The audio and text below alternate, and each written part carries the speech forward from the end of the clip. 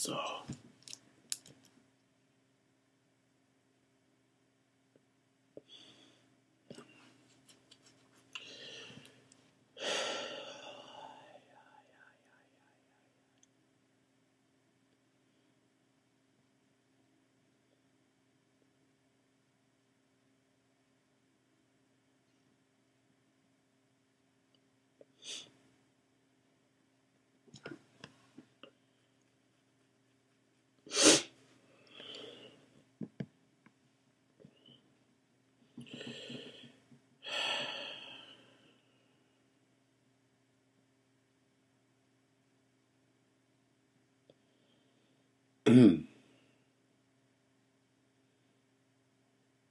Everybody has a dream. Everybody has ideas. Everybody has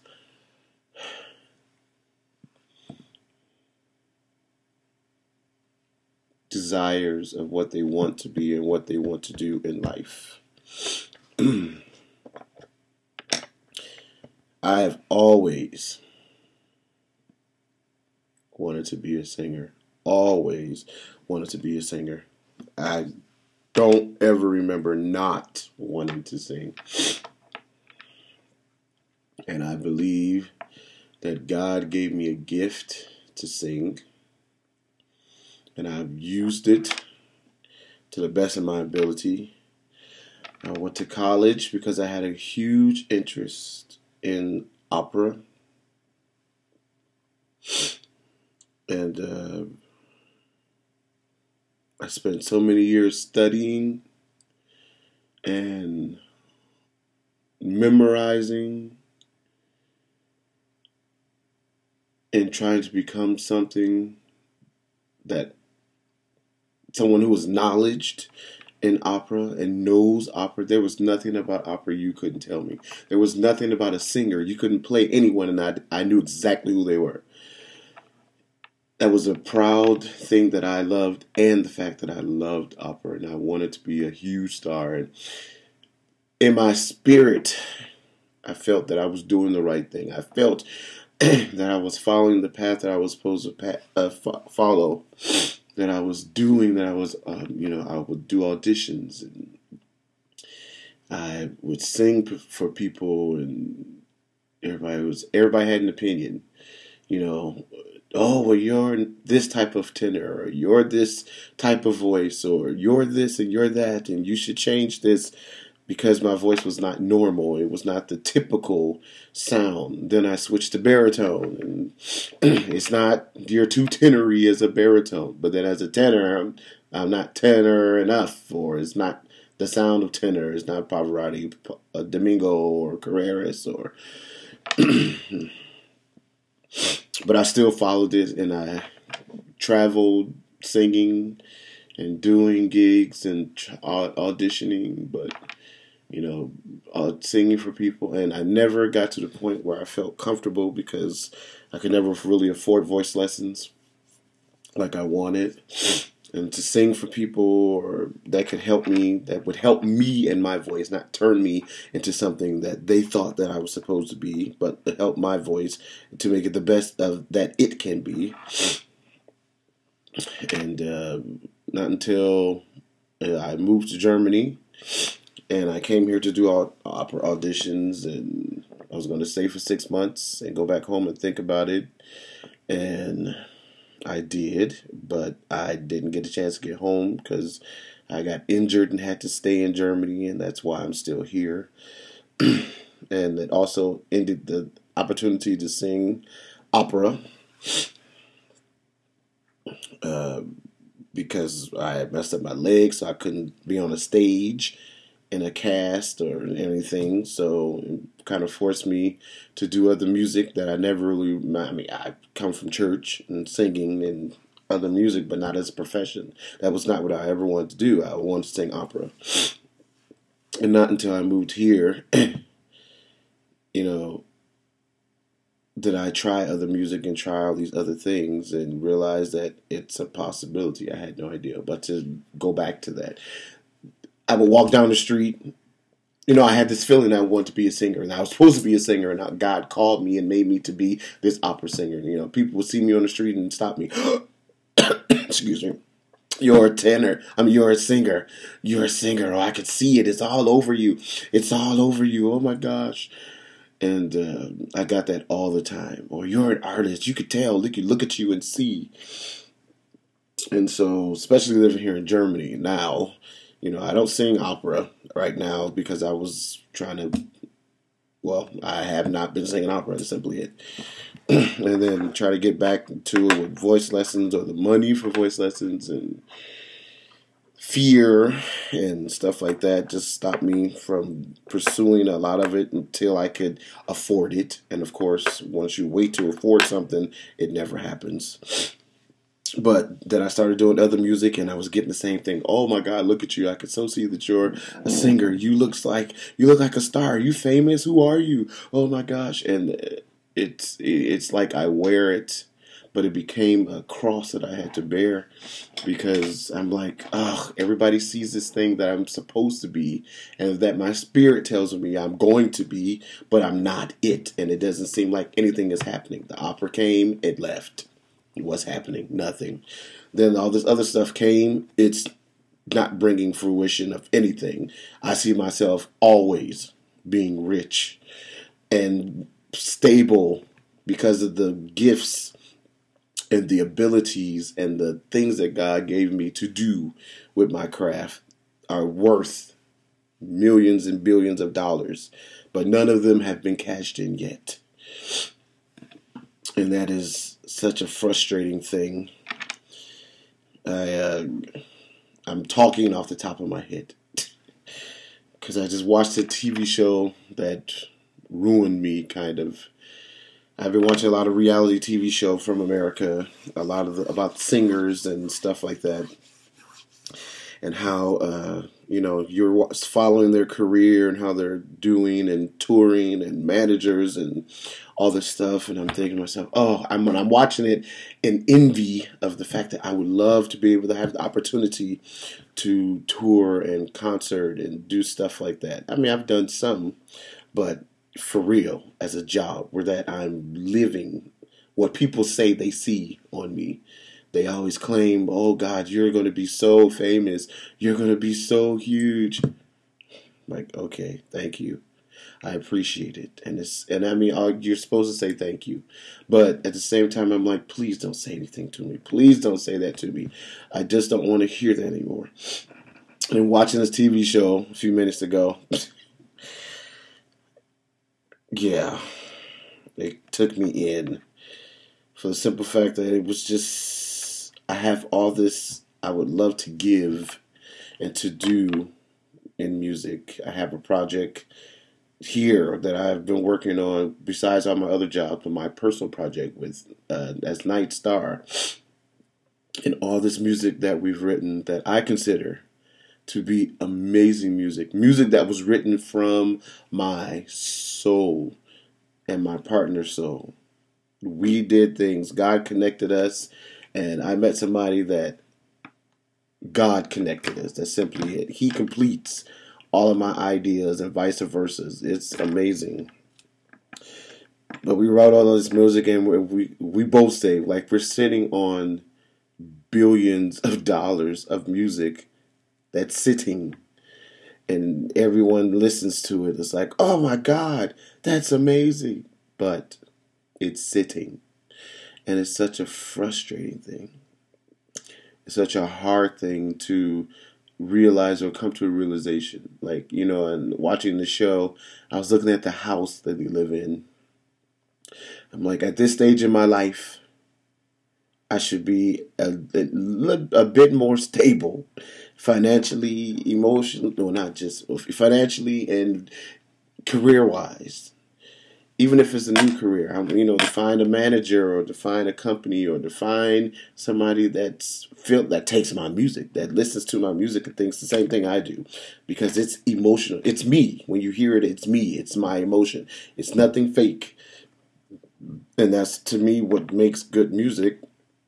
And it just becomes a discouragement or a thing that you have to lived through. And I know a lot of people have this testimony of they got to these points, and yeah, they had to. It was just like they were going to give up, and then all of a sudden, bam, something happened. And it's like fighting to keep two pennies to rub together. I'm like, I don't understand how I can have a gift, have the ability, have opportunities, but not be able to cash in on them, or not be able to create a stable setting or a job that keeps a constant income. I'm surrounded in a country. I always complain to God that you put me in a country where people are expected to pay their bills, and they do. They're expected to make a living and have money for a living, and to expected to take vacations because you deserve it and you have to for your mentality and your sanity.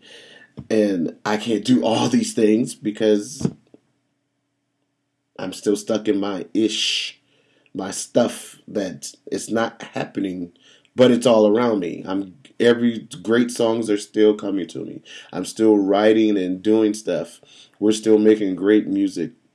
I'm singing gigs, and after the gig, everybody's just like, "Who are you? Oh my gosh, that was so great!" And I'm like, "It was great, but it just ended, and that was simply it. It didn't go any further than that gig.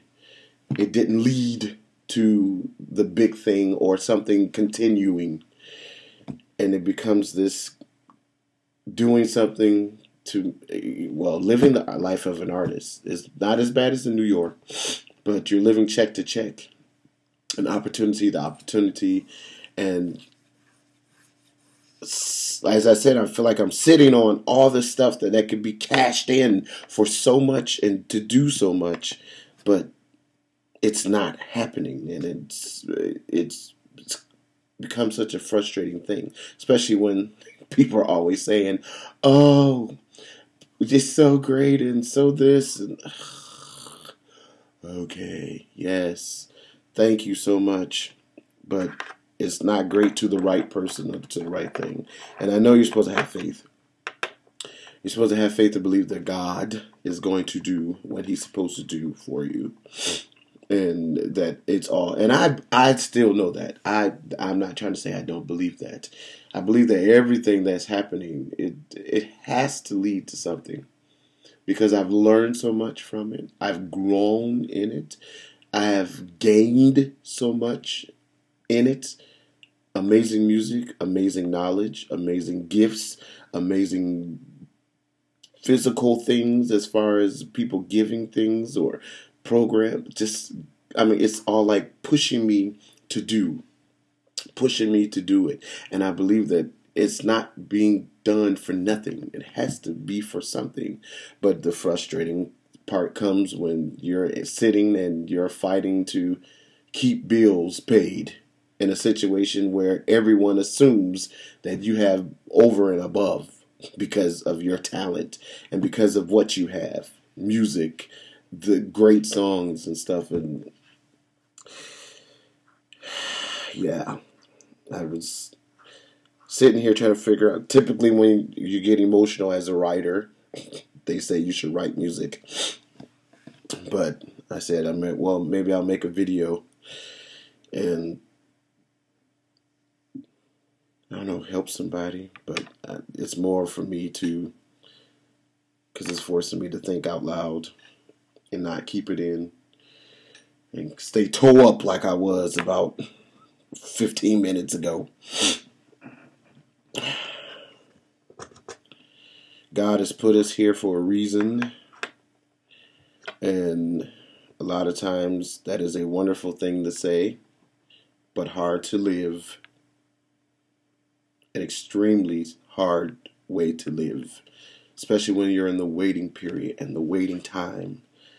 when you know, like I just know in my spirit, I just know, like watching this show that I was watching, the house that they live in, the cars and stuff. It's not that I want material things, that's what's my issue, like, but it's that I know that my gift and what God has given me is taking me to that.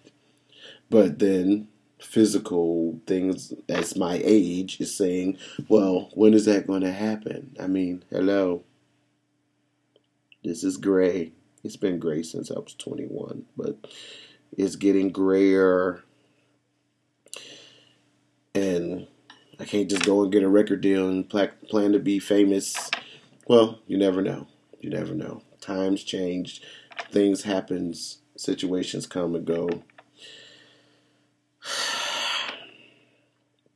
A message to us, people who are in the waiting, is that we have to just hold fast to what we believe. The word that I've gotten from so many things, not just preaching or music or myself or signs in the street or signs from anywhere, is that you have to hold on.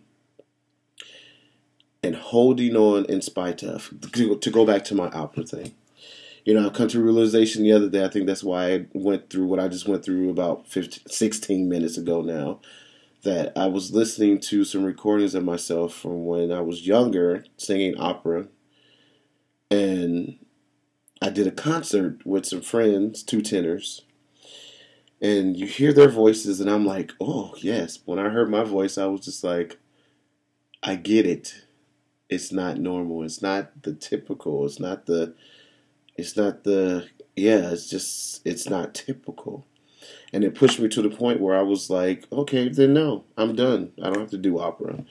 But everybody calls me the opera man. Everybody's like, oh, he's the opera singer. My email, black tenor power. So, but it was a realization that I said, if it's going to happen, it's going to have to come and slap me in my face. Because at this point, I've tried to have money for voice lessons. I've tried to have money for coachings. I've tried to have money for everything that I needed for it, and I have not, because that's called extra money. And I have not had extra money. I'm still trying to get things taken care of in my personal life, in my living situation, which is blessed. I am not homeless. I have food. I have friends. I have family. I have everything that I need. But that whole of the artist in me that's been getting fed all these amazing things, amazing abilities, amazing opportunities in my spirit and in my mind, or even physical gigs that turn into that gig before, but not something that sprung to the future or lasted or created something else. Oh, yeah.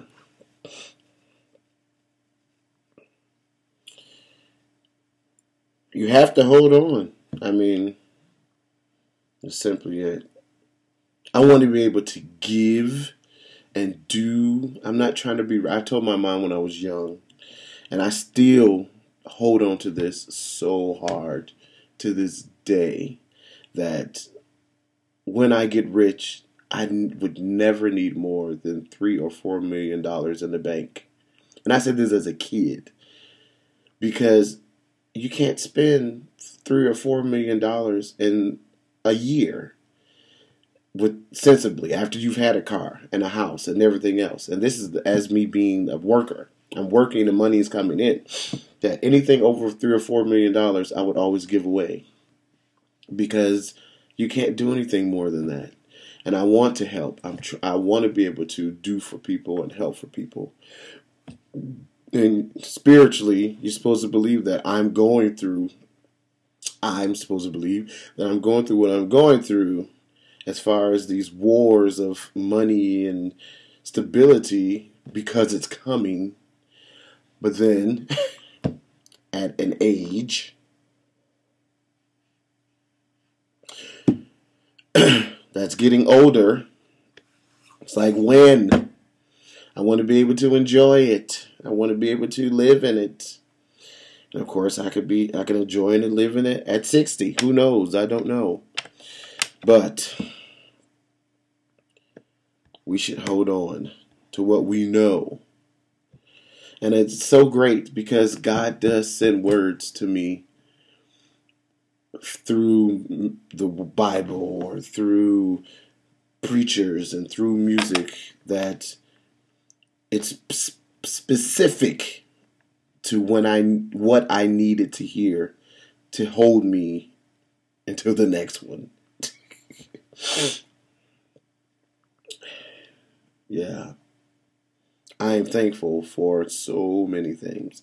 I live a life that people dream about. That is truth. But in this truth and in my dream life that people would love to live, I'm still lacking what I know I have and the ability to become because of what's inside of me and what I possess and what is being told to me in my spirit to learn and to grow to and to do.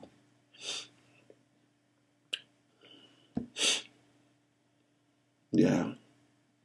I had a gig this weekend, 2 gigs this weekend that opened my eyes to a lot of things, especially my voice.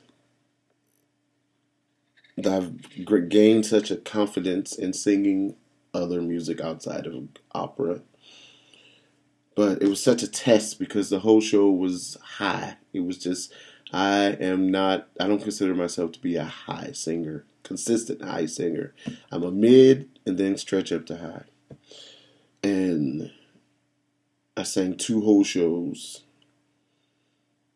The second being the best because I just did it because it was an emotional giving.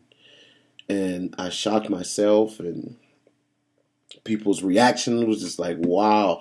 I mean, I sang and I was shocked at myself.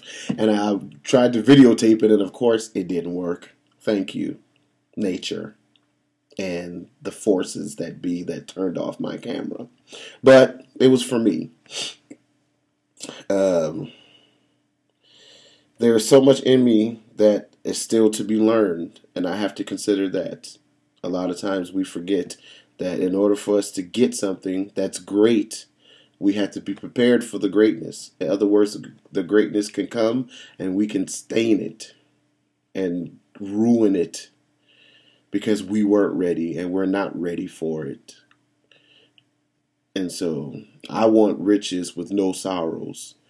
I want wisdom and understanding when God gives me what He's bringing me to.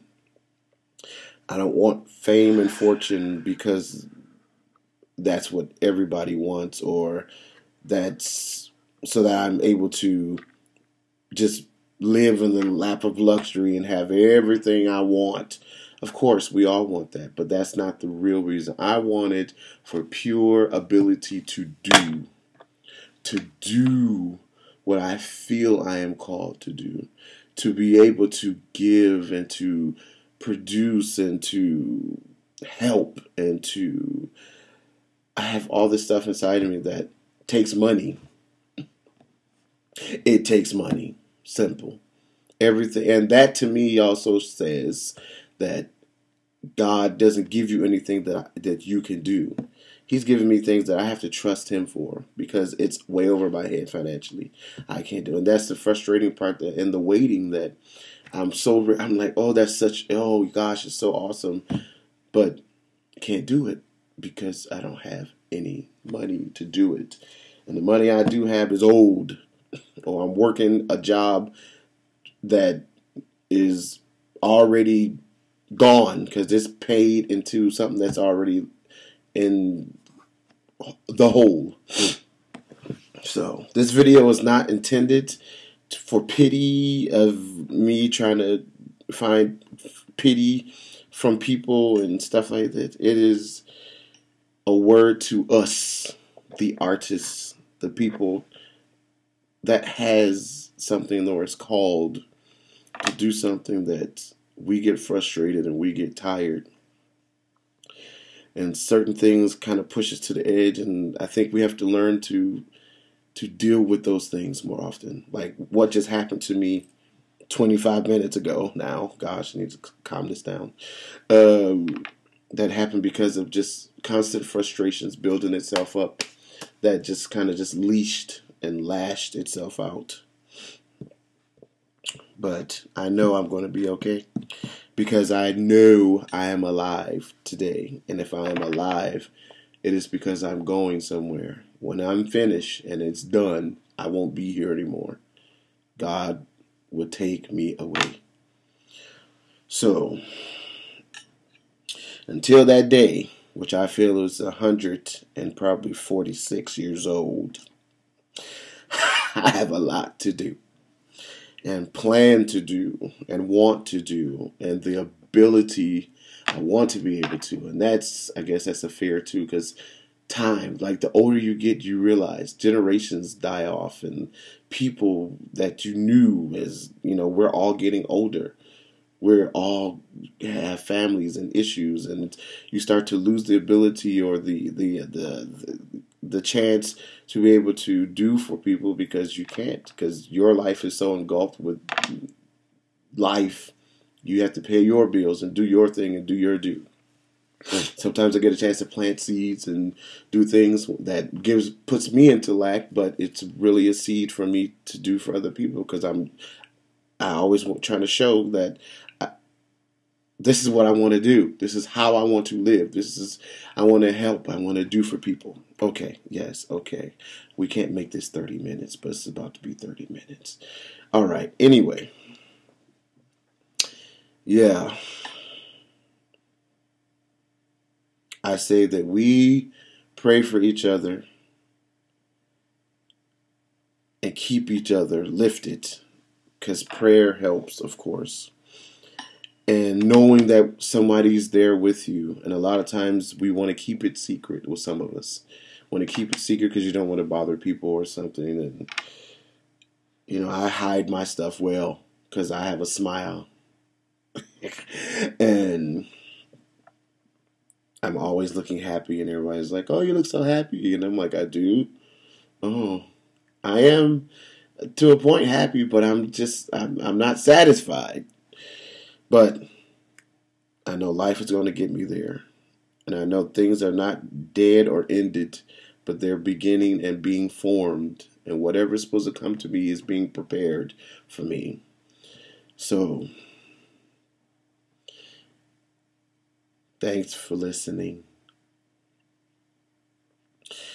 And hopefully this is just something to be put on a TV show years later when, I am huge and doing well and known for doing, as a story to show where I came from. I believe that.